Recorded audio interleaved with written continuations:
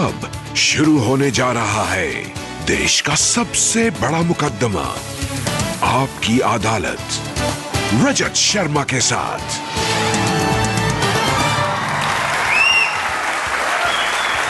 नमस्कार, आपकी अदालत में आपका स्वागत है।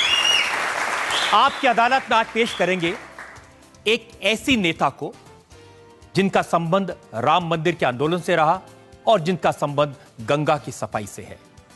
एक ऐसी नेता जो नरेंद्र मोदी की सरकार में मंत्री हैं, लेकिन जानी जाती हैं अपनी तेज तर्रार भाषा के लिए, अपने तर्कों के लिए।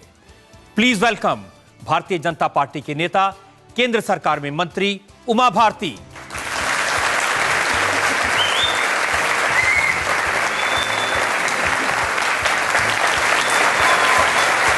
और ये तालियों का सिलसिला बजते रहना चाहिए।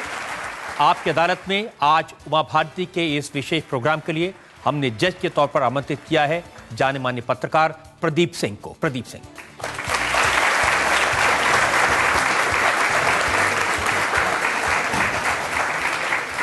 और इससे पहले कि हम आज का मुकदमा शुरू करें, आज के जज प्रदीप सिंह की इजाजत चाहेंगे आज की कार्रवाई शुरू करने के लिए। इजाजत है, अदालत की आज की कार्रवाई शुरू की जाए। और ये कार्रवाई शुरू हो, इल्जामात सवालात का सिलसिला शुरू हो, इससे पहले एक नजर उमा भारती के जीवन पर। बचपन में उमा भारती की पहचान बनी एक विलक्षण प्रतिभा वाली कथावाचक के रूप में। बहुत छोटी उम्र में उमा भारती अपने प्रवचनों की वजह से देश विदेश में मशहूर हो गई। उस समय बीजेपी की वरिष्ठ नेता राजमाता विजया राजे की नजर उमा भारती पर पड़ी और उन्होंने उमा भारती को बीजेपी में शामिल कर लिया। उमा भारती ने 25 साल की आयु में लोकसभा का चुनाव लड़ा। उमा भारती खजुराहो से 4 बार लोकसभा के लिए चुनी गई। उमा भारती को राजनीति में राष्ट्रीय पहचान मिली राम मंदिर आंदोलन में उनकी प्रखर भूमिका को लेकर। अटल बिहारी वाजपेयी ने अपनी सरकार में उमा भारती को कैबिनेट मिनिस्टर बनाया। 2003 में बीजेपी ने उमा भारती को मध्य प्रदेश का चीफ मिनिस्टर बनाया। फिर हुबली में तिरंगा लहराने के एक पुराने केस में उमा भारती का वारंट जारी हुआ और उन्होंने मुख्यमंत्री पद से इस्तीफा दे दिया। बीजेपी से नाराज होकर उमा भारती ने अपनी अलग पार्टी बनाई, लेकिन 6 साल बाद उमा भारती की बीजेपी में घर वापसी हुई। नई पारी में उन्होंने उत्तर प्रदेश में झांसी से लोकसभा का चुनाव जीता। अब उमा भारती मोदी सरकार में जल संसाधन, नदी विकास और गंगा सफाई की मंत्री है। तो आपकी अदालत में आज का मुकदमा शुरू करते हैं। आपकी अदालत में पहला इल्जाम उमा भारती पर। आपकी अदालत में उमा भारती पर इल्जाम है कि इन्होंने बाबरी मस्जिद का ढांचा गिराने की साजिश की। उमा जी, कुछ दिन पहले का सुप्रीम कोर्ट का जजमेंट मेरे पास में है। 25 साल पहले की घटना है। 6 दिसंबर 1992 को बाबरी मस्जिद का ढांचा गिराने की साजिश उमा भारती ने की थी। आपके ऊपर चार्जेस फ्रेम किए जाएंगे, आपके ऊपर मुकदमा चलाया जाएगा, 2 साल तक मुकदमा चलेगा। तो दुख है आपको इसका? जब ये घटना हुई तो मैं वहाँ मौजूद थी। ये आंदोलन शुरू हुआ है 1989 से। भारतीय जनता पार्टी इसमें शामिल हुई। अडवाणी जी ने रथ यात्रा निकाली मंदिर बनाने का संकल्प लेकर के। अडवाणी जी को बिहार में रोक लिया गया। हम सब ने आंदोलन में भागीदारी करी, तो हमने तो खुशी के साथ और गर्व के साथ भागीदारी करी है। दुख का तो सवाल ही नहीं उठता। हमारे लिए तो परमानंद का विषय है उसमें भागीदारी करना। अब इस बात की खुशी है कि आपके ऊपर आईपीसी की दफा 147 लगाई गई है, 153B लगाई गई है। ये जो धाराएं उन लोगों पर लगाई जाती हैं जो धर्म, भाषा, नस्ल वगैरह के आधार पर लोगों में नफरत फैलाने की कोशिश करते हैं। और अगर ये अपराध किसी धार्मिक स्थल पर किया जाए तो 5 साल तक की सजा हो सकती है। आप कह रहे हैं खुश हैं? सुप्रीम कोर्ट की जो 3 जजेस की बेंच है उसमें 3 जज जब बैठे तो एक बात पर तीनों का मत एक था कि बीच की जो जगह है वो रामलला की है। अब जो बात आ गई है कि जगह किसकी है, और दूसरी बात आ गई है कि जो ढांचा गिरा वहाँ से, उसमें साजिश किसकी थी। ये बात साफ हो गई, हमारा आंदोलन सफल हो गया। इस आंदोलन की सफलता का इतना गौरव है, इतना मुझे आनंद है कि 5 साल तो क्या, मुझे 5000 साल भी जेल में रखेंगे तो मैं तैयार हूँ।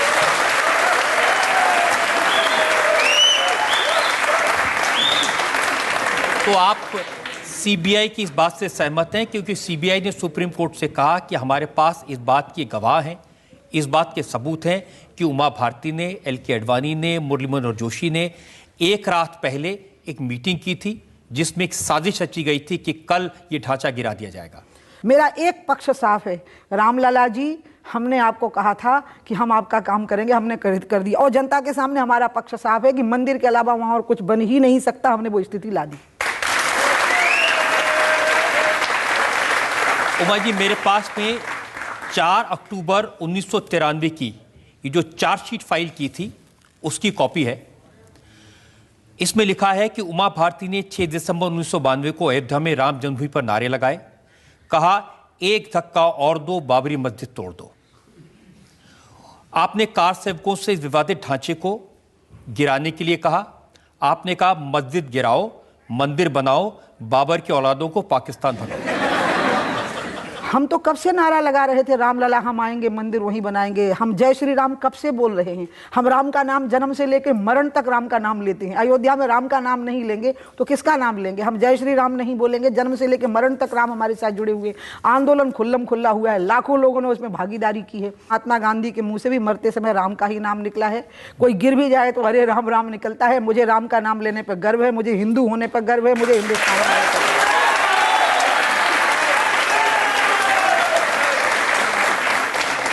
उमा जी, चार्जशीट में कहा गया कि 5 दिसंबर 1992 को आपने कार सेवकों से कहा कि कार सेवा का मतलब भजन कीर्तन नहीं है, कार सेवा का मतलब मंदिर के निर्माण का आरंभ है।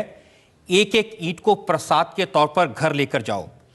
और फिर आपने कहा कि बाबर बोले जय श्री राम, मक्का बोले जय श्री राम। कुछ बातें कोर्ट की प्रॉपर्टी है, वकीलों को जवाब देना। आपसे अच्छा वकील कौन हो सकता है भगवान राम का?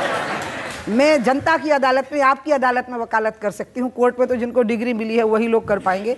मैं एक बात कह सकती हूँ कि ये तो सच्चाई है। स्वामी विवेकानंद कहते थे कि राष्ट्र का जो गौरव है वो इसमें नहीं है कि हम भक्ति में अपना पौरुष और अपना शौर्य खो दें। वो कहते थे कि भक्ति में जब जहाँ राष्ट्र का आत्मसम्मान जुड़ा हुआ हो वहाँ पर तो पौरुष का और शौर्य का प्रदर्शन करना ही पड़ेगा।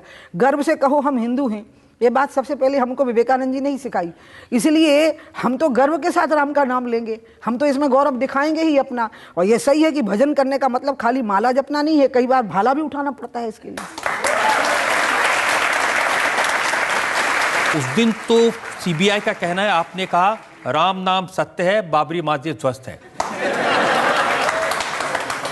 ये लगे होंगे वहां पर, किसने लगाए हैं ये बातें अदालत में आनी है। लेकिन मैं एक बात आपको ये कहना चाहती हूँ कि पूरा देश राममय हो गया था साहब। पूरे देश की जनता सड़कों पे आ गई थी। और आप इस देश में डेमोक्रेटिक सिस्टम है ना, मैं माननीय अदालत को आग्रह करूंगी, डेमोक्रेटिक सिस्टम में जनता की मुहर आखिरी मानी जाती है। 2 सीटें थी बीजेपी की 1984 में, 2 से 86 हुई। और आज मोदी क्लियर मेजोरिटी से बैठे हुए हैं कुर्सी के ऊपर। ये सब राम के नाम की बदौलत है।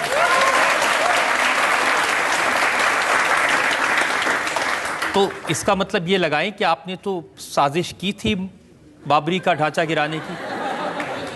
साजिश तो उन चीजों की होती है जो अकेले में बंद कमरे में कोई चीज हो, जो लाखों लोगों के सामने खुल्लम खुल्ला सड़क पे वो आदमी खड़ा है सामने, अपना सिर ऊंचा उठाए गर्व के साथ के मंदिर बना के रहेंगे, उसमें काहे की साजिश है।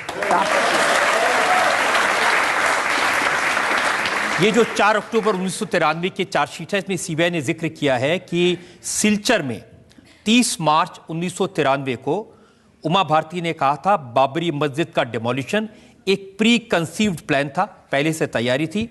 और आपने ही बाबरी मस्जिद को तोड़ने का सिग्नल दिया था कार सेवकों को। उसको दोबारा बजाना पड़ेगा, क्योंकि ये तो सही है ना कि वो प्री कंसीव्ड प्लान था। आप मुझे बताइए, बिना ढांचा गिरे मंदिर का निर्माण होना कैसे था? हाँ, लेकिन ढांचा गिराना कैसे है, ये एक प्री कंसीव्ड प्लान था। और वो ये था कि हिंदू और मुसलमानों में, आप यकीन मानिए, आप याद करिए, आडवाणी जी भी ये बात कहते रहे, उन दोनों बस हमारे साथ एक बहुत बड़ा अन्याय होता था। दूरदर्शन सरकारी था, अखबार वामपंथियों के कब्जे में थे, उनको हिंदू होने पर शर्म आती थी, उन्हें राम का नाम लेने में शर्म आती थी, हमें वो गालियां देते थे क्योंकि हम हिंदू हैं और हम राम का नाम लेते हैं। और हमारे ही देश के वो लोग थे, वामपंथी थे, वो मुसलमान नहीं थे, वो वामपंथी थे जिनके बारे में मैं कह रही हूँ। वो अखबारों पर, इंटेलिजेंसिया पे, मीडिया पे, आर्ट और कल्चर पर कब्जा किए हुए थे। तो हम एक प्रस्ताव रख रहे थे शुरू से कि एक समझौता हो जाए, इस ढांचे को यहाँ से हटा दिया जाए और यहाँ भव्य मंदिर का निर्माण हो। ये कांग्रेसियों के मारे, वामपंथियों के मारे और समाजवादियों के मारे नहीं हो पाई। यही प्री कंसीव प्लान था जो मैं बोल रही थी। लेकिन मंदिर तो अभी तक नहीं बन पाए उमा जी। एक बार वहाँ रामलला विराजमान हो गए, पहले से थे। अब वहाँ पर जो पूरा मैटर है वो सब जुडिस हो गया। उसमें सबसे बड़ी घटना जो गौरव की हो गई है, मैं आपको बताऊं, मैं आपकी अदालत में, क्योंकि ये जो आपकी अदालत है ये जनता की अदालत का एक हिस्सा है, आप हमें जनता के सामने प्रस्तुत कर रहे हो। एक मामला सब जुडिस हो गया है, वो है कि ज़मीन किसकी है। कितनी अच्छी बात अदालत ने कही है कि ये तो वो नेचर का केस है कि आप बाहर बैठ के समझौता कर सकते हो, दोनों पक्ष बैठ सकते हैं, समझौता कर सकते हैं। हम कर सकते हैं इस बातचीत को मंदिर को बनाने के लिए, लेकिन जैसे ही हम करेंगे ये सारे लोग, अब मैं इसका, मुझे आपकी अदालत 1 मिनट की मोहलत देगी इस बात की स्पष्टीकरण को। आप याद करिए 6 दिसंबर को जब डेमोलिशन हुआ, 7 दिसंबर को देश में तनाव नहीं हुआ, दंगे 8 दिसंबर को शुरू हुए, भड़काए गए कम्युनिस्टों ने, अर्जुन सिंह जी वगैरह ने भोपाल में लोगों को भड़काया, काली पट्टियां बांध करके कम्युनिस्टों ने प्रदर्शन किए।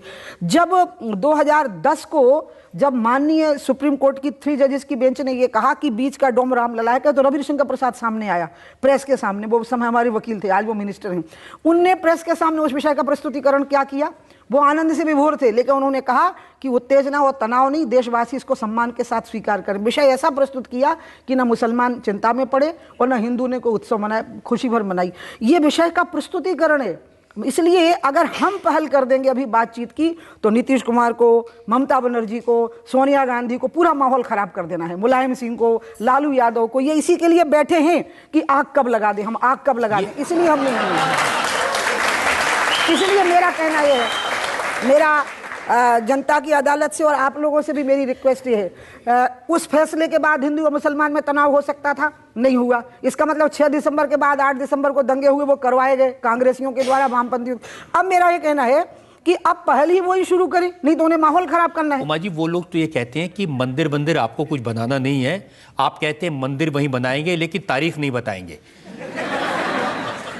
जो बात माननीय सुप्रीम कोर्ट के पास में पहुंच गई, उसमें अगर हम तारीख बताएं तो वो तो खुद भी जानते हैं कि वो एक ऐसी बात कह रहे हैं जो गलत है, और वो खाली पब्लिक में पब्लिसिटी पाने के लिए, टीआरपी बढ़ा। अब बताइए टीवी पे पूछता कौन है, लालू को, सोनिया को, राहुल को? इनके ऊपर खाली सोशल मीडिया में जोक हो रहे हैं इनके ऊपर, टीवी पर तो इनकी कोई टीआरपी है नहीं, ये टीआरपी के लिए बातें बोल रहे हैं। अच्छा, मैं कहती हूं कि चलो हम नहीं बना पा रहे, तुम जाओ कार सेवा करने के लिए, सोनिया गांधी नेतृत्व करे, लालू जाएं, मुलायम सिंह जी जाएं, सब लोग जाएं। नहीं, ये मामला बातचीत से ही सुलझ सकता है। देखिए, आप ये मत समझिएगा कि लेकिन बातचीत कोई कर रहा है। सुप्रीम कोर्ट ने कहा कि बातचीत से सुलझा लो, तो बातचीत तो करिए। माननीय सुप्रीम कोर्ट ने ये बात सामने लाई, मुस्लिम समाज के लोग बहुत बड़ी संख्या में मुझे भी आकर के मिले हैं। आज आप देख रहे हैं देश का बहुत अच्छा माहौल मोदी जी ने।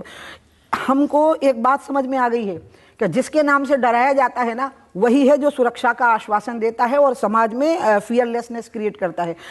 इस देश को किसके नाम से डराया जाता था? मोदी जी के नाम से। किसके नाम से डराया जाता था? भाजपा के नाम से। किसके नाम से डराया जाता था? मेरे जैसे लोगों के नाम से। आज मोदी जी देश के प्रधानमंत्री हैं और पूरी मुस्लिम औरतें उनको अपना भाई कह रही हैं। मैं खुद मुख्यमंत्री रही मध्य प्रदेश में, एक मुसलमान मध्य प्रदेश छोड़ के नहीं गया।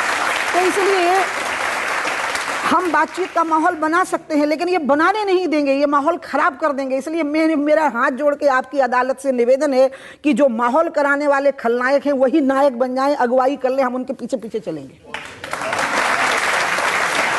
उमा जी, केंद्र में आपकी सरकार है, उत्तर प्रदेश में आपकी सरकार है, एक जगह मोदी जी हैं, एक जगह योगी जी हैं, उमा भारती हैं, तो मंदिर तो बनवाइए।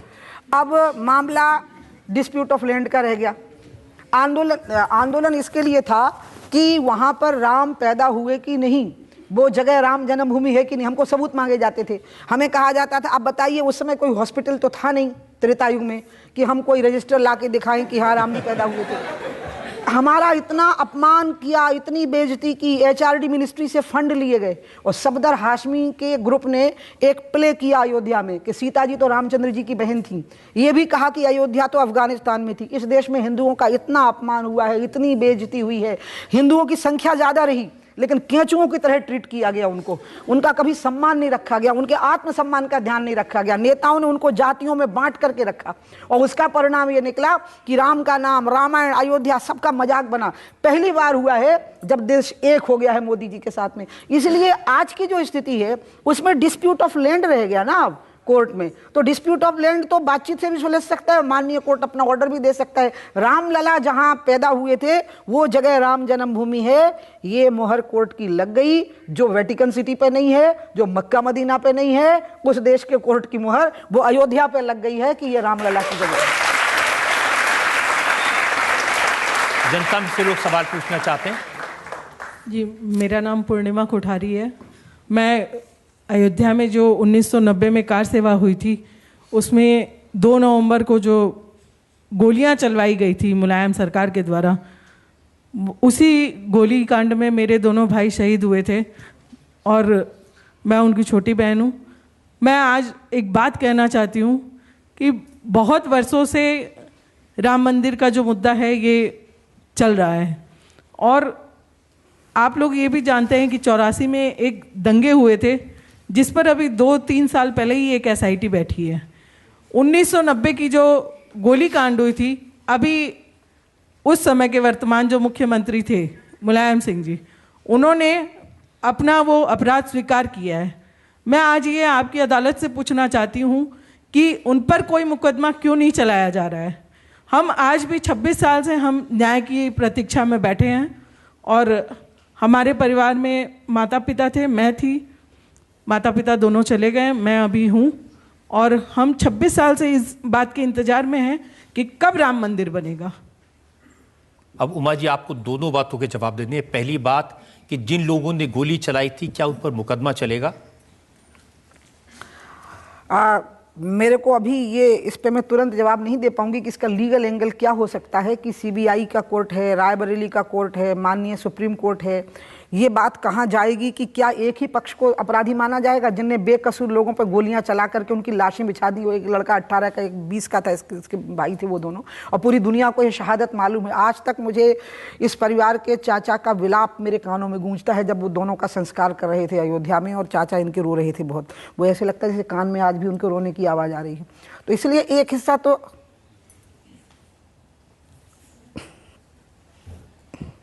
अभी बोलते नहीं बनेगा।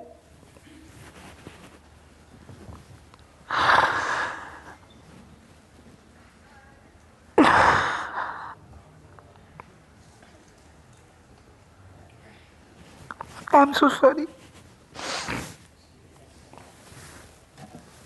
ना पानी थोड़ा सा पी लीजिए।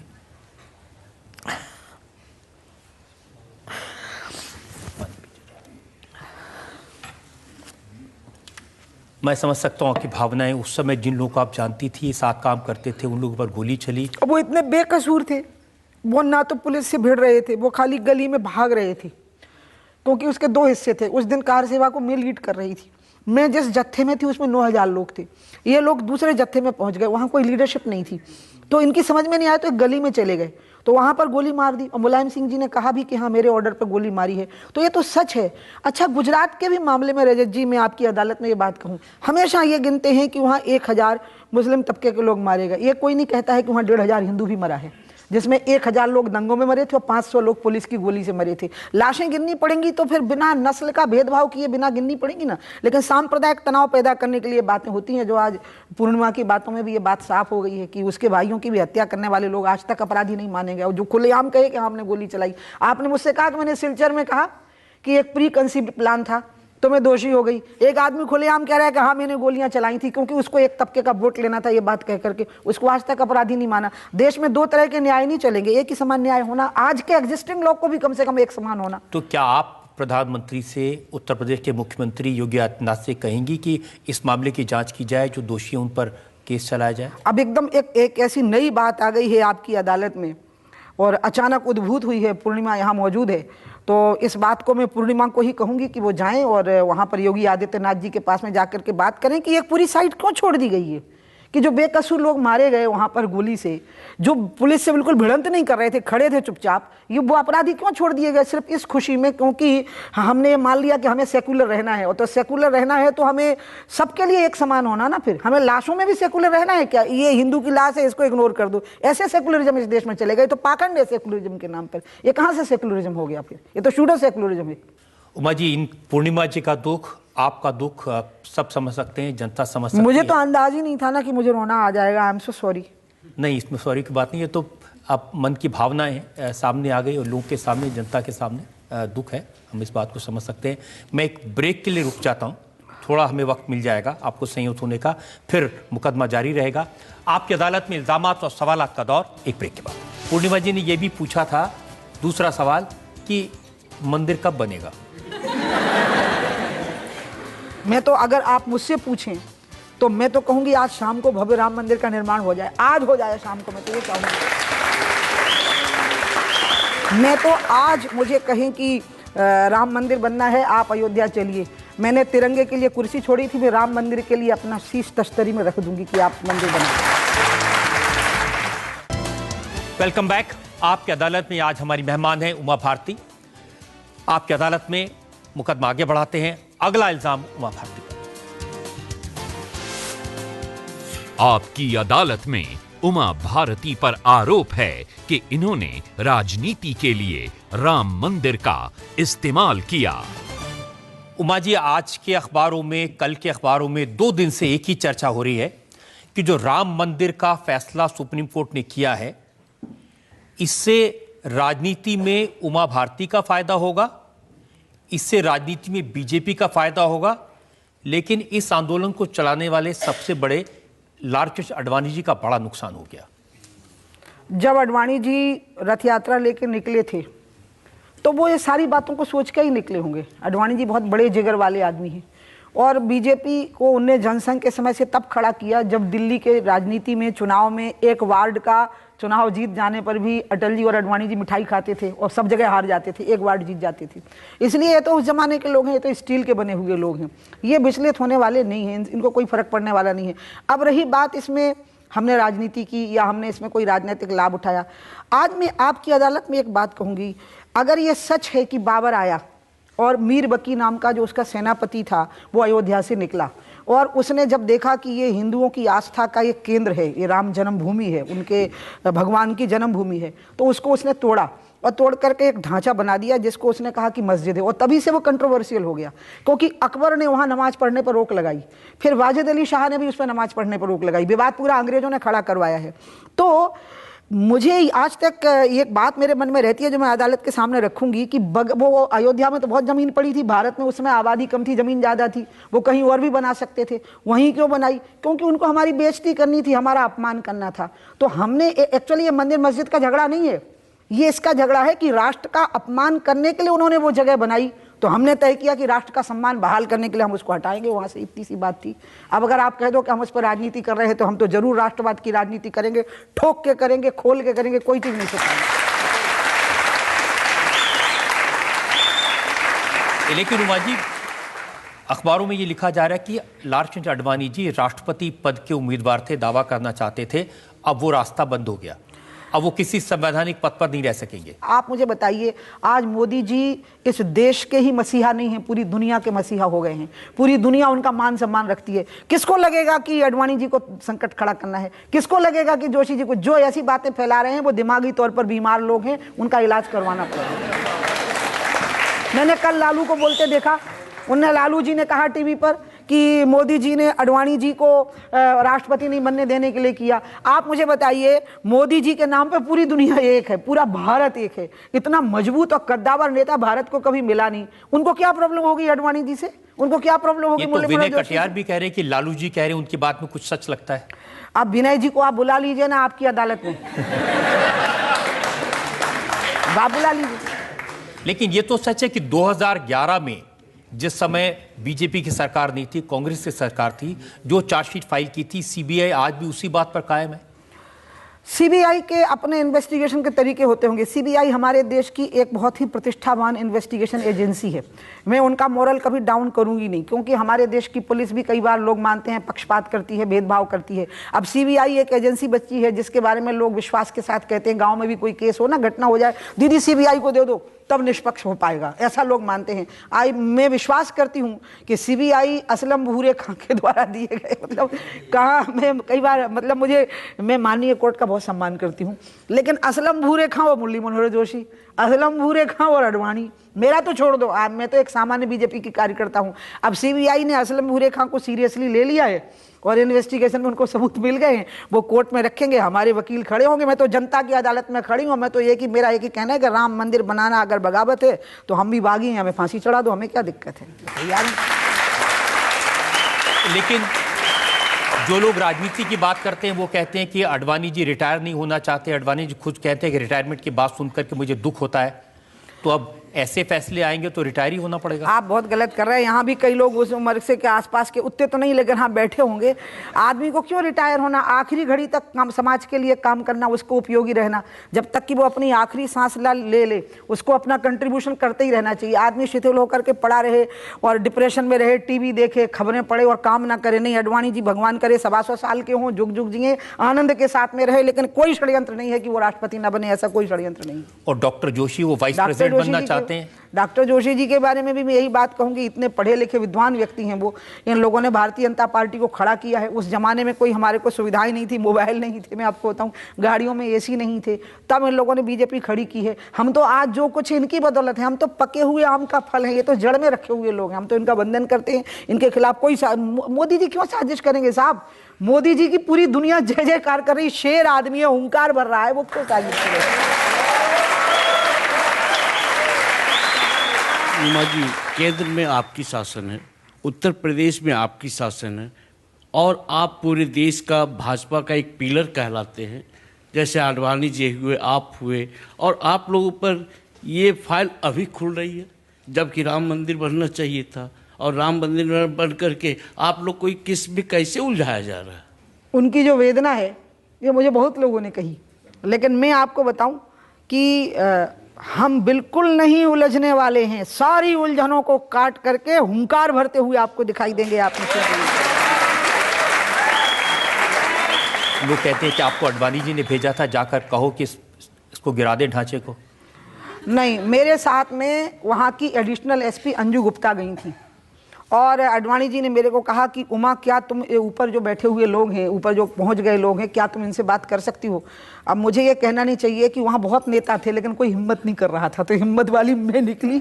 और मतलब अब आपको लगेगा ना मैं अपनी बड़ाई कर रही हूँ, अदालत को ऐसा लगेगा। नहीं, सब जानते हैं आप बहुत हिम्मत वाली। नहीं, फिर भी बता रही। तो अब मेरी पोल खुल गई ना, मैं रोने लगी यहीं पर। तो मैं गाड़ी में बैठा करके अंजू गुप्ता मुझे ले गई, और मेरे साथ में पार्टी के 2 नेता भी बिठाए गए। मैं उनके नाम नहीं लूंगी क्योंकि उनमें से एक अब है नहीं। तो हम गए, अडवाणी ने उन दोनों को कहा कि तुम बैठना, उमा का ध्यान रखना, उमा सबको नीचे उतारेगी। मैं पीछे गई तो पूर्णिमा की माँ वहाँ खड़ी थी, और उनके साथ 5-10 हज़ार नौजवान पीछे खड़े थे। पूर्णिमा की माँ अब नहीं रही, इसी सदमे में मर गई वो कि उसके दोनों बेटे मर गए। इसके पिताजी भी उसी सदमे में मर गए, माँ भी मर गई इसी सदमे में। तो माँ ने जैसे ही मुझे देखा तो माँ ने मुझे कहा कि तुम यहाँ नहीं आ सकती, ये मेरे बेटों को खा गया है ये स्ट्रक्चर, ये गिरा के अपनी आंखों के सामने से तब यहाँ से जाऊंगी, मैं यहीं खड़ी हूँ, निकलो यहाँ से। तो पूरी भीड़ ने मुझे वापस खदेड़ दिया, और मैं पीछे मुड़ के देखी तो अंजू गुप्ता की गाड़ी गायब, बीजेपी के दोनों नेता गायब, और मेरे को वो पूरी भीड़ जय श्री राम के नारे लगाते हुए वापस मंच पे भेज गई। आपको वो नजारा आज भी याद है 25 साल पहले का? हाँ, वो इसलिए क्योंकि मुझसे बार बार पूछा जाता है, इसलिए याद है। उस समय तो मैंने सवाल छोड़ दिया था क्योंकि आपकी आंख में आंसू थे। पूर्णिमा जी ने यह भी पूछा था, दूसरा सवाल, कि मंदिर कब बनेगा? मैं तो, अगर आप मुझसे पूछें तो मैं तो कहूंगी आज शाम को भव्य राम मंदिर का निर्माण हो जाए, आज हो जाए शाम को। मैं तो ये कहूंगी, मैं तो आज मुझे कहें कि राम मंदिर बनना है, आप अयोध्या चलिए, मैंने तिरंगे के लिए कुर्सी छोड़ी थी, मैं राम मंदिर के लिए अपना शीश तश्तरी में रख दूंगी कि आप मंदिर बनाएं। मैं ये पूछना चाहता हूं कि कब तक प्रभु उस तिरपाल में रहेंगे, कब तक?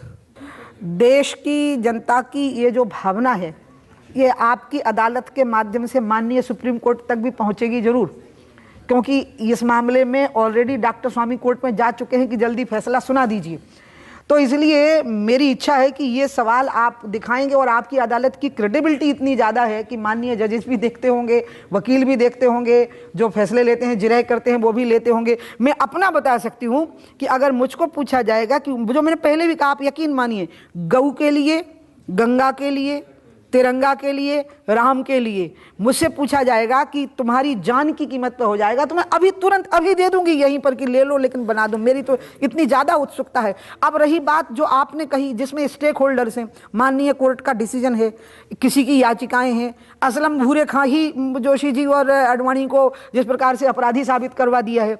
अब ये सारे मसले हैं, देश का संविधान है, देश का कानून है, देश की मर्यादाएं हैं, उन मर्यादाओं का हम राम का नाम लेते हैं ना रजत जी, तो राम मर्यादा पुरुषोत्तम थे ना। उमा जी, बीजेपी, उमा भारती, अडवाणी जी सब लोग कहते रहे ये कानून का विषय नहीं है, ये आस्था का प्रश्न है। वो हो गया ना, वो कानून ने कर दिया जो वही अच्छा रहा, आपने बात कह दी मुझे, और आपके माध्यम से ये बात देश को मैं समझा सकूंगी शायद। वो काम हो चुका है जिसके लिए आंदोलन था। असल में आंदोलन पूरा हो गया है सितंबर 2010 में, क्योंकि उस दिन तो बहुत बड़ी घटना हो गई है जब तीनों जजेस की बेंच ने, सुप्रीम कोर्ट के तीनों जजेस की बेंच ने यह कह दिया कि जहां रामलला बैठे हैं वो जगह रामलला की है। ये तो कभी हुआ ही नहीं, इसी के लिए तो हम लड़ रहे थे 400 साल से। वो हो गया है। वो जो भाई कह रहा है वो एक्चुअली स्ट्रक्चर की बात कह रहा है।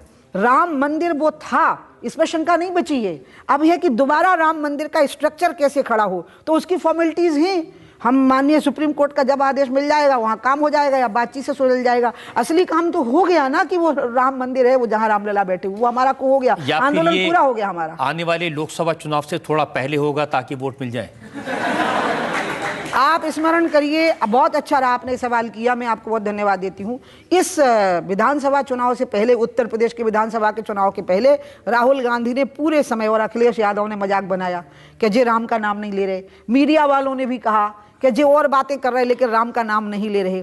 यानी इस चुनाव में हमने राम राम नहीं करी है, इनने आखिरी घड़ी में राम राम करी है, राहुल गांधी ने, अखिलेश यादव ने। इसलिए ये कहना कि हम सिर्फ चुनाव के लिए राम का नाम का उपयोग करते हैं, इसी चुनाव से अभी प्रमाणित हो गया कि उत्तराखंड के चुनाव में, उत्तर प्रदेश के चुनाव में हमारा मुद्दा क्या था? भ्रष्टाचार और अपराध। उत्तराखंड में हमारा मुद्दा क्या था? डेवलपमेंट।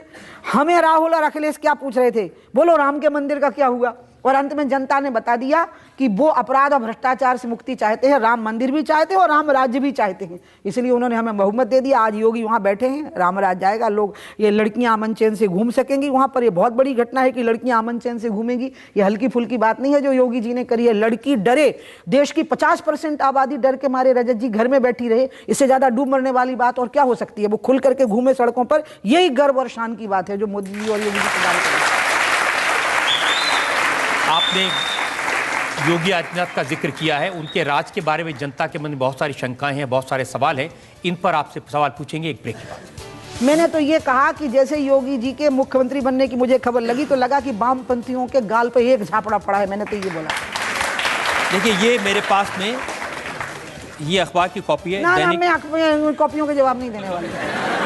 आप मेरा स्टेटमेंट दिखाइए। Welcome back. आपकी अदालत में आज हमारी मेहमान है केंद्रीय मंत्री उमा भारती। आपकी अदालत में अगला इल्जाम। आपकी अदालत में उमा भारती पर इल्जाम है कि इनके नाम से मुसलमानों को डर लगता है। उमा जी, सुप्रीम कोर्ट का फैसला आते ही आपने कह दिया कि मैं रामलला के मंदिर में दर्शन करने जाऊंगी, मैं हनुमानगढ़ी जाऊंगी। एक डर का माहौल पैदा हो गया उत्तर प्रदेश में। उमा भारती आ गई, फिर से उन्माद होगा, फिर से आंदोलन होगा। मुसलमानों को हमसे डर लगने की ज़रूरत नहीं है, ये बात मोदी जी के 3 साल के शासन ने बता दी। हमारे गुजरात के 20-25 साल के शासन ने बता दी। मध्य प्रदेश में मेरी बनाई हुई सरकार आज तक चल रही है। मुसलमान एक भी नहीं कह रहा है कि मैं डर के मारे यहाँ से भाग खड़ा होऊंगा। इस देश में धर्म के नाम पे विभाजन हुआ है, डराया गया है लोगों को, और वो विभाजन तब हुआ जब ना योगी जी पैदा हुए थे ना उमा भारती पैदा हुई थी। दोनों ही पैदा नहीं हुए थे, तब कांग्रेस के नेता थे जब धर्म के नाम पर विभाजन हुआ। मेरा जो जाने का मसला है वहाँ पर अयोध्या में, मैं वाकई जाना चाहती थी और मैं रामलला को धन्यवाद देना चाहती थी कि कम से कम मेरे माथे पे ये चंदन का टीका लग ही गया ना कि मैं आपके आंदोलन में भागीदार रही थी, कोर्ट ने मुहर लगा दी है। मैं बहुत खुश थी, तो मैं जाना चाहती थी। लेकिन मीडिया के लोगों ने जब मुझे कहा दीदी कब जा रही हो, कितने बजे जा रही हो, मेरे लिए मीडिया इवेंट थोड़ी ना है। मैं उन नेताओं में से थोड़ी हूँ जो ट्विटर, व्हाट्सएप और फेसबुक से नेता बने हो। मैं तो पसीना बहा करके नेता बनी हूँ। इसलिए मुझे लगा कि ये तो मीडिया का इवेंट हो जाएगा, तो मेरे को लगा कि मेरे को अभी नहीं जाना, अब 6-7 दिन के बाद जाऊंगी। मोदी जी से नहीं डरते, योगी जी से डरते हैं। शासक से अगर ना डरे जनता तो ये अच्छा कमेंट नहीं है। देखिए उत्तर प्रदेश की हालत ये हो गई थी, अपराधी खुलेआम लड़कियों के साथ छेड़खानी करते थे, खुलेआम व्यापारियों से लूट करते थे, खुलेआम लोगों के मकानों पे, जमीनों पे कब्जे करते थे, खुलेआम गाड़ियां चुरा लेते थे, खुलेआम मर्डर करते थे। अगर उनके मन में योगी ने दहशत पैदा की है तो इससे बड़ा पुण्य का कोई काम हो ही नहीं सकता है।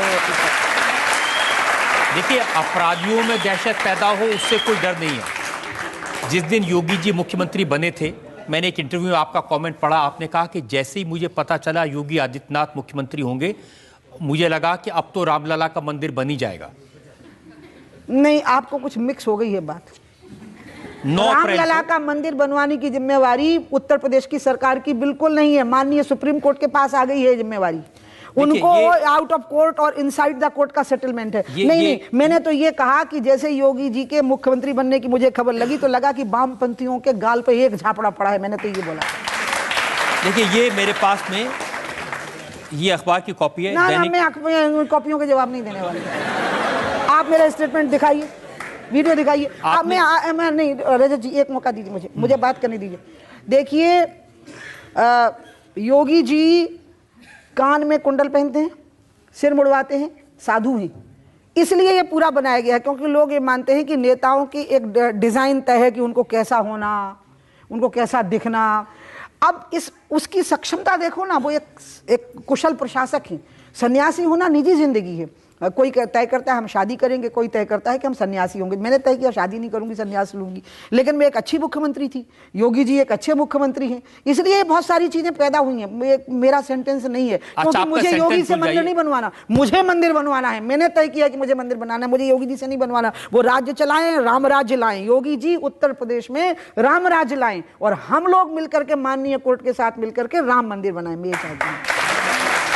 लेकिन ये तो आप मानते हैं कि उत्तर प्रदेश में योगी जी से जो मुसलमान भाई बहन हैं उनको एक डर का माहौल पैदा किया जा रहा है। जिस अंदाज में उन्होंने स्लॉटर हाउसेस को बंद करवाया, 40 साल से जो बूचड़ खाने चल रहे थे उनको बंद करा दिया। आपको पता है, आप ये बात कह करके मुसलमानों पर एक आरोप लगा देते हैं कि मुसलमान चाहते हैं कि देश में अवैध उद्योग चलें। नहीं, मुसलमान ऐसा नहीं चाहते हैं। योगी ने वो स्लॉटर हाउस बंद कराए हैं जिनके लिए एनजीटी ने ऑर्डर दिया था अखिलेश की सरकार को कि ये इलीगल चल रहे हैं, गलत जगहों पर चल रहे हैं, जहां अलाउड नहीं है वहां चल रहे हैं, इनको बंद कर दीजिए। उनने डीएम तक ऑर्डर भी किया और प्लानिंग करके डीएम को बोल भी दिया कि बंद मत करना, तो डीएम ने बंद नहीं किए। योगी ने वो स्लॉटर हाउस बंद कराए। अगर हम ऐसा, आप नहीं, हम और आप कोई भी मिलकर अगर ये माहौल बनाएंगे कि मुसलमान चाहते हैं कि नियमों का उल्लंघन हो, मुसलमान चाहते हैं कि कानून का सम्मान ना हो, मुसलमान चाहते हैं कि संविधान का अपमान हो, इससे ज्यादा मुसलमानों को संकट में डालने वाली दूसरी बात नहीं हो सकती। योगी नहीं डालेगा मुसलमानों को संकट में, मोदी नहीं डालेंगे, मैं नहीं डालूंगी, ये वो लोग डालेंगे जो इन मामलों में उनका प्रोटेक्शन करते हैं। नहीं, मुसलमान कोई इलीगल एक्टिविटी नहीं करेगा। हर रोज मायावती भी, कांग्रेस के नेता भी, अखिलेश यादव भी ये कहते हैं कि गौरक्षकों ने अपने तेवर दिखाने शुरू कर दिए हैं और आजम खान ने तो अपनी गाय भी वापस कर दी डर के। आजम खां के बारे में मुझे ठीक से पता नहीं है, लेकिन मैं ये बात कह सकती हूँ कि जो माननीय प्रधानमंत्री जी ने कहा था वो सही था। बहुत सारे ऐसे लोग थे जिनको और कोई रोजगार नहीं था तो वो गौरक्षक हो गए और उसके नाम पे वो बहुत तरह तरह के गलत काम करने लगे और उसके लिए माननीय मोदी जी ने स्वयं भी कहा कि इस पर थोड़ी सावधानी बरतनी, गौ की सेवा करनी है, बाकी गौ की रक्षा का काम तो कानून होगा, सरकार होगी, वो लोग करेंगे। ये बात उन्होंने की और बिल्कुल ठीक से की है। लेकिन हाँ, आप देखते होंगे हर चुनाव से पहले ऐसा माहौल बना दिया जाता है और हर चुनाव में हम और ऊपर उभर करके आते हैं, क्योंकि जनता इन बातों का विश्वास करने के लिए तैयार नहीं होती। मैं आज भी एक बात आपकी अदालत में कहूंगी, जब आपने गौ का मसला उठाया, अरब देशों में जहां बलि की प्रथा थी इस्लाम के लिए, ईद वगैरह के समय पे, वहां तो गाय होती ही नहीं थी। इसलिए मुसलमान के लिए गाय की बलि चढ़ाना और गाय का मांस खाना ऐसा कुछ नहीं है। ये यहाँ हमारे देश में ऐसा माहौल बना दिया। अगर हिंदू का बच्चा गाय का दूध पी के मजबूत होगा तो मुसलमान का बच्चा बकरी का दूध पी के मजबूत नहीं होगा, उसको भी गाय का दूध चाहिए है। इसलिए मैं आपको ये कहना चाहती हूँ, आपकी अदालत में ये कहना चाहती हूँ कि अगर हिंदू धर्म के नाते से गाय को माँ कहता है तो मुसलमान भी दूध के नाते से गाय को माँ कहेगा, क्योंकि वो दूध पिलाने वाले को माँ मानता है मुसलमान, और उसका बहुत सम्मान करता है। उनके धर्म में लिखा है कि माँ जिसने आपको दूध पिलाया उसके कदमों में जन्नत है। इसलिए ये हिंदू और मुसलमान का डिवीजन इलीगल एक्टिविटीज़ में हमको नहीं करना। इलीगल एक्टिविटी हिंदू के लिए भी इलीगल है, मुसलमान के लिए भी इलीगल है। आपकी बातों से ऐसा लग रहा है जैसे बहुत सम्मान करती है भारतीय जनता पार्टी मुसलमानों का भी। निश्चित रूप से। एक आदमी को टिकट नहीं निश्चित दिया, रूप से। एक मुसलमान को टिकट नहीं दिया उत्तर प्रदेश में। अब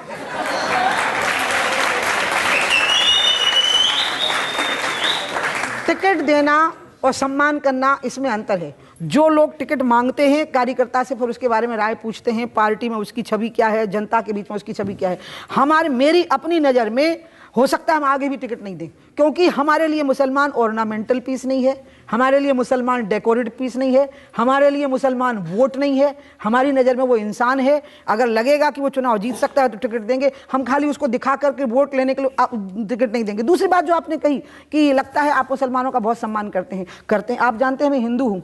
हिंदू सांप की पूजा करता है, हिंदू शेर की पूजा करता है, हिंदू चूहे को गणेश जी के नीचे बिठाए हुए है, हिंदू चंद्रमा और सूर्य को अर्घ्य प्रदान करता है, हिंदू मरे हुए बाप दादों को भी पानी पिलाता है। तो क्या हम मुसलमानों से नफरत करेंगे? मैं एक हिंदू हूं, मैं क्या उनसे नफरत करूंगी? कभी नहीं कर सकती हूं। मेरा दिल इतना बड़ा बनाया गया, एक हिंदू होने के नाते मेरा दिल इतना बड़ा है कि मैं सारे 33 करोड़ देवी देवताओं को सारी 84 लाख योनियों में देखती हूं और उनका सम्मान। लेकिन हाँ, मैं हिंदू होने के नाते उदार होने को तैयार हूं, लेकिन हिंदुस्तानी होने के नाते निश्चित रूप से उग्र राष्ट्रवाद का रास्ता अपनाऊंगी, उसमें उदार नहीं हो सकती मैं। उमा जी, जितने मुस्लिम मौलवी हैं, स्कॉलर हैं, वो आजकल इस बात पर बार बार आपत्ति उठा रहे हैं कि 3 तलाक के मामले में भारतीय जनता पार्टी के नेता, बीजेपी की सरकारें इंटरफेयर कर रही हैं, हस्तक्षेप कर रही हैं, दखलंदाजी कर रही हैं। 3 तलाक इस्लाम धर्म का मामला नहीं है। 3 तलाक इस्लाम सोसाइटी का मामला है, समाज का है। और मैरिज एक कॉन्ट्रैक्ट है, निकाह उनके यहाँ कॉन्ट्रैक्ट है, जिसमें कि लड़की कहती है कि हाँ मुझे निकाह कबूल है, उसके बाद निकाह होता है। अचानक वो लड़का कहता है 3 तलाक देके, तो या तो ये तय हो जाए कि जितने लोगों के सामने लड़की ने कहा था कि मुझे कबूल है, उतने लोग फिर से बुलाएं, और वो लड़का कहे कि अब ये लड़की मुझे नहीं चाहिए। नहीं, वो अकेले में फ़ोन पर उसको बोल रहा है कि निकल जाओ घर से बाहर। ये स्त्रियों के हक का मामला है। हम क्यों भेद करें कि हिंदू औरत के हक के लिए हम लड़ेंगे और मुसलमान औरत के हक के लिए हम नहीं लड़ेंगे? नहीं, हम दोनों हक के लिए लड़ेंगे, हम दोनों स्त्रियों का अपमान नहीं होने देंगे, चाहे हिंदू हो चाहे मुसलमान हो। इसलिए सोसाइटी का मामला है। और ये ध्यान रखना पड़ेगा कि सोसाइटी में रिफॉर्म्स लाए जाते हैं। रिलीजन में रिफॉर्म लाना साधु संतों का काम होता है, और सोसाइटी में रिफॉर्म लाना सरकार का और सामाजिक लोगों का काम होता है। वही हो रहा है, वही प्रयास हो रहा है। देखिए, चर्चा तो इस बात की है कि 3 तलाक का मुद्दा चुनाव से पहले इसलिए उठाया कि जो मुस्लिम महिलाएं हैं उनके वोट बीजेपी को मिल जाए। आप लोग क्या करते हो ना, आप आधा हिस्सा छोड़ देते हो। माननीय कोर्ट ने हमारा व्यू पूछा, तो फिर आप क्या मानोगे कि क्या कोर्ट भी चुनाव में हमारे साथ था? और अगर कोर्ट चुनाव में हमारे साथ था तो फिर अभी हमें अपराधी कैसे बना दिया? इसलिए वो एक समय है, और कोर्ट थोड़ा ना चुनाव की तारीख देख करके तय करेगा कि ये बात अभी पूछना, ये बात कल पूछना। जब कोर्ट ने व्यू पूछा तब हमने अपना व्यू दिया। मैं 3 तलाक के बिल्कुल खिलाफ हूँ। उसका इस्लाम से, कुरान से, मोहम्मद साहब से, मक्का मदीना से, मस्जिद से, इबादत से कोई संबंध नहीं है। उसका संबंध सीधा सीधा स्त्री की ज़िंदगी से है, स्त्री के ज़िंदगी से, उसके अधिकार से, उसके आत्मसम्मान से है। इस देश में करोड़ों मुसलमान स्त्रियां हैं, उनके सम्मान की रक्षा हम करके रहेंगे, और ये परिवर्तन हम उन्हीं के द्वारा, वही शेरनियाँ खड़ी हो जाएंगी, आप देखिएगा, लड़ने के लिए, अपने हक के लिए, और हम उनका साथ देंगे, उनके साथ करेंगे। जनता जो लोग सवाल पूछना चाहते हैं, जैसे आपने कहा कि कानून ने आप पर ठप्पा लगा दिया है कि आप इसमें इन्वॉल्व थी, तो क्या आप रिज़ाइन देंगी या आपकी पार्टी आपसे रिज़ाइन लेगी? It's a beautiful question. और मैं, क्योंकि उन्होंने ये प्रश्न पूछ करके मुझे इस बात का जो तार्किक पक्ष और कानूनी पक्ष है उसको, और मेरा खुद का जो पक्ष है उसको बताने का मौका दे दिया, अपॉर्चुनिटी दे दी है। जब मैंने तिरंगे के लिए मुख्यमंत्री की कुर्सी छोड़ी थी तो सोनिया, शुरुआत हुई थी कि मैं मुख्यमंत्री थी, सोनिया गांधी प्रधानमंत्री बनने की तैयारी कर ली, अटल जी चुनाव हार गए। तो मैंने कहा कि सोनिया जी को मैं बहुत मानती हूँ, लेकिन भारत की धरती पर वही प्रधानमंत्री बनेगा जो भारत की माता की कोख से जन्म लेगा। यहाँ से पूरी शुरुआत हुई और इसके लिए मैंने कहा मैं सोनिया जी के सामने सड़क पर खड़ी हो जाऊंगी, वो शपथ नहीं ले सकती। उन्होंने शपथ नहीं ली क्योंकि पूरे देश में एक माहौल बन गया कि नहीं, विदेशी मूल का व्यक्ति भारत का प्रधानमंत्री नहीं बन सकता। अचानक मुझे कर्नाटक के कोर्ट से एक ऑर्डर आया कि आप इसमें अपराधी हैं, तो कोर्ट ने मुझे अपराधी कहा। अभी कोर्ट ने अपराधी कहा नहीं है, अभी चार्जशीट फ्रेम होनी, फिर हमारे वकीलों को चार्जेस का जवाब देना है, एक बात। दूसरी बात उन्होंने कही कि क्या मैं इस्तीफा दूंगी। मेरे लिए पद का महत्व अवश्य है, लेकिन अगर मुझे लगेगा कि मैं इस पद पर बैठ के ज़्यादा कंट्रीब्यूट कर रही हूँ तो वो करूँगी, लगेगा पद को छोड़ के ज़्यादा कंट्रीब्यूट कर रही हूँ तो वो करूँगी। पद की मेरे लिए कोई महिमा नहीं है, कंट्रीब्यूशन की महिमा है। मैं पद से चिपकने वालों में से हूँ नहीं। मुझे उस समय भी पार्टी ने बहुत मनाया था कि अरे ऐसे मामले में कोई केस, ऐसे केस में कोई कुर्सी छोड़ता है, आपने खाली कर्फ्यू तोड़ा था, इतनी तो मामला है। तो मैंने कहा नहीं, मामला कर्फ्यू का नहीं था, मामला तिरंगे का था। तिरंगे की इज्जत के सामने मुख्यमंत्री की कुर्सी कुछ नहीं होती। तो मुझे कुर्सी का बिल्कुल लोभ नहीं है। ऐसे हालात आएंगे, मुझे बिल्कुल लोभ नहीं है। ऐसे हालात आएंगे कि क्या मुझे इस्तीफा देना है, मैं सोचूंगी भी नहीं, सोचूंगी बाद में, दे दूंगी पहले।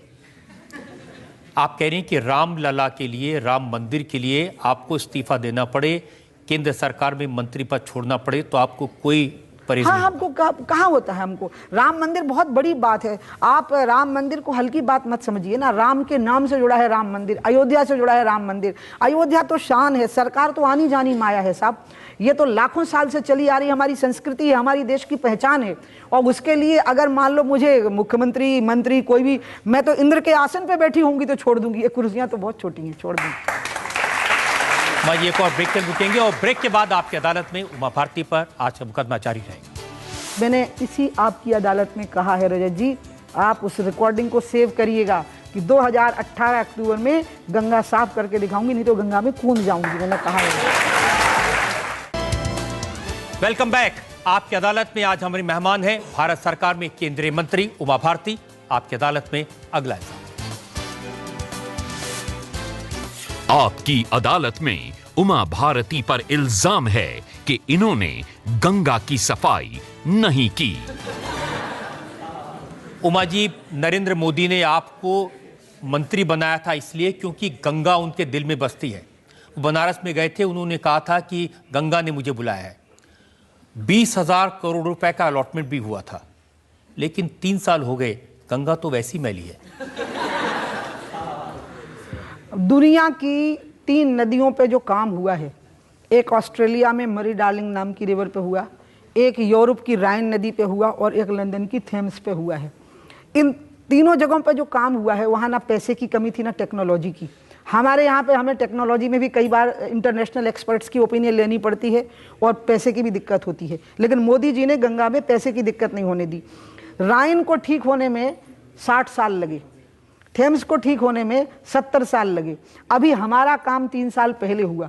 मैं फालतू में पैसे बर्बाद करूंगी नहीं। मैंने कहा है कि ये 20,000 करोड़, मैं आपको बता दूं, आपने मुझे मौका दे दिया आपकी अदालत में, ये नॉन लैप्सेबल सेंटर सेक्टर्ड फंड है। यानी मैं अभी इसका 1 पैसा ना भी खर्च करूं तो ये लैप्स नहीं होगा। मैं 6 महीने बाद खर्च करूं तो मुझे पूरा मिल जाएगा। और ये सेंटर सेक्टर है, मुझे राज्य सरकारों से कुछ नहीं चाहिए। मैं स्कीम ऐसी बना रही हूं कि 20,000 करोड़ का परिणाम ये होना चाहिए कि 2000 साल तक गंगा साफ रहनी चाहिए। और 7 जुलाई को हमने उसकी लॉन्चिंग कर दी पिछले साल। और मैंने इसी आपकी अदालत में कहा है रजत जी, आप उस रिकॉर्डिंग को सेव करिएगा कि 2018 अक्टूबर में गंगा साफ करके दिखाऊंगी, नहीं तो गंगा में कूद जाऊंगी, मैंने कहा है।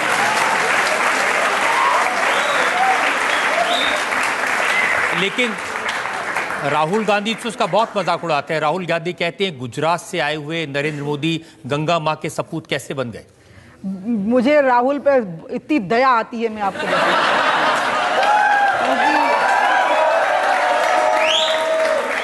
वो क्या है कि वो बेचारे एक बहुत बड़े नेताओं के खानदान में पैदा हो गए। मोतीलाल नेहरू, जवाहरलाल नेहरू, इंदिरा गांधी, ये ऑर्डिनरी लोग नहीं थे। तो लोग अपेक्षा करते हैं कि ये भी वैसे ही होंगे, और ये वैसे हैं नहीं बेचारे, इनको समझ ही कम है। उनको यही नहीं पता है कि गुजरात के लोग नहीं, पूरा संसार गंगा को माँ कहता है, पूरा संसार। मोदी तो हैं ही गंगा के पुत्र, जैसे भीष्म पितामह जैसे हैं मोदी। और भीष्म पितामह जो गंगा के पुत्र ही माने जाते थे ना। जब मैं मंत्री बनी रजत जी गंगा की, तो पहले हफ्ते में ही पहला व्यक्ति मुझे मिला, ब्रिटिश हाई कमिश्नर। वो मुझे मिलने आए। आप आश्चर्य करोगे, मैं बदतमीज थी बोलने में। मैं कह रही थी गंगा, वो कह रहे थे mother Ganga. British high commissioner mother Ganga, French का कमिश्नर फ्रांस का मदर गंगा, ऑस्ट्रेलिया का मंत्री मदर गंगा, जर्मनी की बावेरिया की मेरी अपनी काउंटर पार्ट अभी भारत आई, वो मदर गंगा बोल रही थी और मुझे कह रही थी कि अरे उमा जी आप इतनी जल्दी क्यों कर रही हैं, हमें तो 50 साल लगे रायन को ठीक करने में। तो मैंने उनको, मुझसे कंसोलेशन मिला, मुझे उनसे रिलीफ मिला, लेकिन फिर भी मैंने उनको कहा कि 29 साल निकल गए, अब 21 साल बचे और मोदी जी तिगनी गति से काम करते, इसलिए हम 7 साल में कर देंगे। मैंने उनको ये कहा, और जिसमें 3 साल में हम पहला चरण कर देंगे। लेकिन बहुत सारे लोग जैसे गंगा महासभा के लोग हैं, उनका कहना है कि गंगा की हालत और दयनीय हो गई है। जो चमड़ा उद्योग की गंदगी उसमें गिरती है, उस पर किसी तरह की कोई रोक नहीं लगी। हमको उसके 2 कारण हैं। गंगा महासभा ने बिल्कुल ठीक कहा है। पहला कारण है कि ऊपर आपको पता होगा एनवायरनमेंट का एक रिपोर्ट आ रहा है कि ग्लेशियर पीछे खिसकने लगे हैं और ऊपर पहाड़ों पर बर्फ कम गिरने लगी है। उसके कारण जो गंगा की ट्रिब्यूटरीज रिवर्स हैं उनमें पानी कम आ रहा है। तो फाउंटेन हेड से ही गंगा, यमुना, रामगंगा, काली, सरयू, गोमती, इनका पानी ऊपर कम हो गया है। अब जो पानी आगे इनमें आता है वो चंबल वगैरह जब इसमें आकर के मिलती हैं तब आता है। तो ऊपर लगभग उत्तराखंड से लेकर के और जब तक कि चंबल नहीं आ जाती है इलाहाबाद में, तब तक गंगा सूखी हुई है। यमुना का भी बहुत बुरा हाल है तब तक जब तक कि चंबल यमुना में नहीं आ जाती, और चंबल लेकर के यमुना जब तक गंगा में नहीं मिल जाती। तो उनका ये कहना सही है। दूसरी बात जो कानपुर की है, मैं आज आपकी अदालत में, मैं कभी भी, मुझे मोदी जी ने, हम सब मंत्रियों को एक हिदायत दी है कि राज्यों को साथ लेकर के चलना है, लेकिन राज्यों को किसी ने हिदायत नहीं दे पाई। वो किसी की नहीं मानते थे, वो निरंकुश थे। ममता बनर्जी ने हमको और अखिलेश यादव ने यूपी में हमको गंगा पे बिल्कुल साथ नहीं दिया। अब हमारी सरकार है। अब योगी जी को मैंने कहा, योगी जी ने कहा दीदी चमड़ा उद्योग के सफाई के लिए मैं पूरे टाइम अखिलेश को कहती रही कि आप हमें एनओसी दे दो, उनने हमको एनओसी नहीं दी। मैं आपको रिकॉर्ड दिखाऊंगी। अब योगी जी ने कहा सफाई की जरूरत नहीं है, हम चमड़ा उद्योग को वहां से शिफ्ट ही कर रहे हैं। तो उन्होंने तो पूरी सफाई कर दी उसकी, वो वहां से शिफ्ट ही हो जाएगा वहां से। चलिए, बहुत राहत मिलेगी उत्तर प्रदेश के लोगों को ये बात सुन करके। योगी जी एक्शन तो बहुत तेजी से कर रहे हैं। अरे वो योगी का मतलब क्या होता है? योगी का मतलब पता है क्या समझते हैं? मैं जब पार्लियामेंट में मेंबर होके आई तो मैं गेरुए कपड़े पहने थी, तो लोगों को लगा कि ये भजन मंडली आ गई है कोई। लेकिन जब मैंने इकोनॉमिक्स पे बोला, एग्रीकल्चर पे बोला, अब योगी के वस्त्र देख रहे हो आप, तो आप मान के चल रहे कि उसको हिमालय की गुफा में रहना चाहिए। योगी को ऐसा मानते हैं, हम भी हिमालय की गुफा में नहीं, हम उस परंपरा में सन्यासी हुए हैं। आज मैं स्पष्ट करूं, आदि शंकर की जो परंपरा थी, जिससे आगे फिर सभी योगी जन आगे आए हैं, वो ये है कि हमने अपने आप को, अपनी संस्कृति और धर्म की रक्षा के लिए, जैसे बॉर्डर पर लड़ रहा सिपाही हरे रंग की वर्दी पहने हैं, हम धर्म की रक्षा के लिए केसरिया रंग की वर्दी पहने हुए हैं। लेकिन योगी जी को देख करके लोगों को आश्चर्य होता है। उनको तो उम्मीद थी ये योगी जी हैं, ये धर्म की बात करेंगे, लेकिन वो तो राजनीति में, प्रशासन में दिन रात एक्शन कर रहे हैं। तो करना ही चाहिए, उनको जिम्मेवारी दी गई है, उनको मुख्यमंत्री ऐसे नहीं बनाया गया तो है। कहां से उनके अंदर ये प्रेरणा आ गई? उन्होंने पूर्वांचल में एक प्रकार से जो शिक्षण संस्थाएं चलाई हैं, एक प्रकार से पूर्वांचल के मुख्यमंत्री जैसे रहे। गरीबों की सेवा के लिए जो काम किया, उसमें कभी हिंदू मुस्लिम का भेद नहीं किया। मेरे पास आते थे वो, वहाँ के जो बच्चे मर रहे थे, वहाँ बच्चे बहुत मरे हैं कुपोषण से पूर्वांचल में, तो उसमें वो कोई हिंदू मुस्लिम का भेद थोड़ी करते थे। बहुत कुशल प्रशासक थे, दक्ष थे। 23 साल की उम्र से वो चलाने लग गए थे पूरे पूर्वांचल में अपने सारे इंस्टीट्यूशंस को। योगी होना एक बहुत पर्सनल बात है कि उनने तय किया कि मुझे सन्यासी होना है। इसके अलावा वो तो राजयोगी है, वो योगी है और साथ में राजयोगी है। और योगी, मोदी जी भी योगी ही हैं, खाली वो गेरुआ वस्त्र नहीं पहने हैं। और योग शब्द है ना, इसकी उत्पत्ति हुई है युज धातु से व्याकरण में। इसका अर्थ होता है जो भगवान के साथ में जुड़ा हुआ है। तो जो भगवान के साथ जुड़ा हुआ है ना, वही पूरी दुनिया के साथ में ठीक से जुड़ता है। राग और द्वेष से मुक्त होकर, परिवार जातिवाद सबसे मुक्त होकर के सबकी सेवा करता है। मैं तो सोचती हूँ कि योगी से अच्छा मुख्यमंत्री नहीं होगा अभी कोई हिंदुस्तान में। ये दोनों ना सोते हैं, ना सोने देते हैं, ना खाते हैं, ना खाने देते हैं। हाँ, 18-18 घंटे काम करते हैं, इनको ऊर्जा मिलती है क्योंकि इनको कोई भी तंग करने वाला नहीं है। ये हम लोगों को काम पे लगाए रहते हैं, ऊर्जा अपनी बनाए रहते हैं। सुबह 3 बजे उठते हैं, रात में जाकर के 11 बजे सोते हैं। क्योंकि ये आपको मैं एक बात बताऊं, कोई भी आदमी काम नहीं कर सकता अगर वो खुश न रहे। खुशी सबसे बड़ी डोज होती है काम करने की। अगर आदमी खुश नहीं होगा तो वो थक जाएगा। तो इसका मतलब ये निकला कि वो लोगों से मिलके खुश हैं, लोगों का काम करके खुश हैं। लोगों के आंसू पोंछ करके खुश हैं और इसलिए वो इतना काम कर पा रहे हैं। खुशी से ऊर्जा मिलती है, खाने पीने से और सोने से ऊर्जा नहीं मिलती, खुशी से ऊर्जा मिलती है। हम एक ब्रेक के रुकेंगे और ब्रेक के बाद सुनेंगे आपकी अदालत में आज के जज प्रदीप सिंह का फैसला आज के मुकदमे में।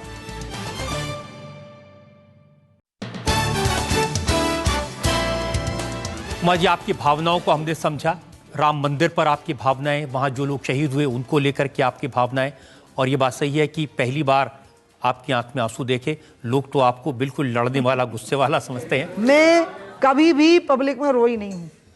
आज मेरे रंज का कारण ये बिल्कुल नहीं है कि मैं अयोध्या में उस समय जो थी, मैं आगे भी, आपको पता है, मैं अयोध्या के लिए बिल्कुल सामने खड़ी हूँ पूरी तरह से, पूरी ताकत से। मुझे रंज इसका है कि वहाँ पर बहुत बेकसूर लोग मरे थे और वो रंज मेरे दिल से तब जाएगा जब मैं भव्य राम मंदिर के निर्माण के साथ, यहाँ वासुदेव हलवाई की बेटी भी आई है जिसके पिता को हाथ में केसरिया ध्वज लिए हुए मुलायम सिंह की पुलिस ने गोली मारी थी और वो सीधा नीचे गिरा था, बेकसूर निरीह आदमी नीचे गिरा था।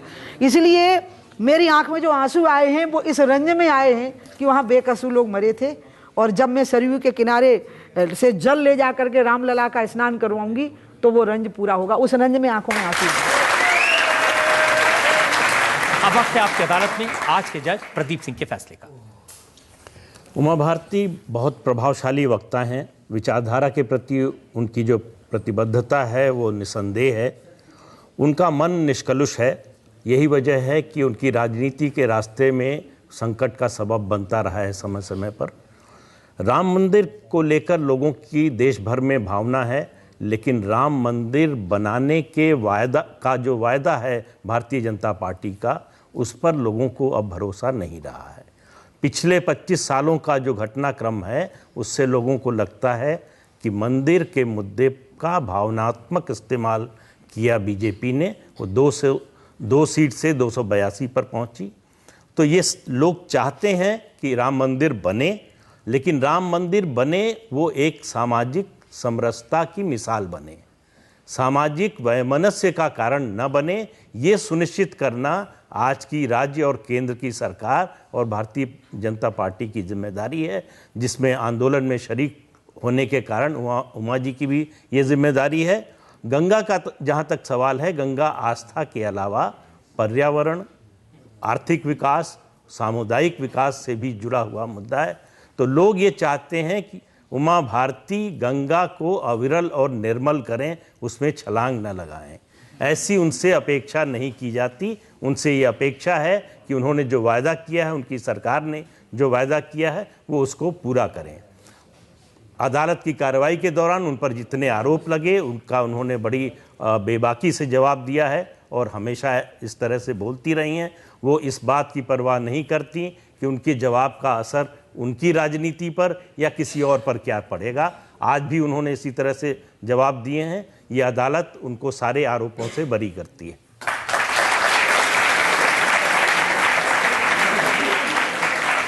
उमा भारती देश की जनता के सामने सिंबल है राम मंदिर के आंदोलन का। उमा भारती सिंबल है गंगा की सफाई का। उम्मीद करनी चाहिए कि उमा भारती गंगा की सफाई का काम करेंगी, राम मंदिर के निर्माण का काम करेंगी और जनता की भावनाओं का सम्मान करेंगी। हमारी आपसे मुलाकात होगी अगले हफ्ते एक नई शख्सियत के साथ। तब तक के लिए नमस्कार।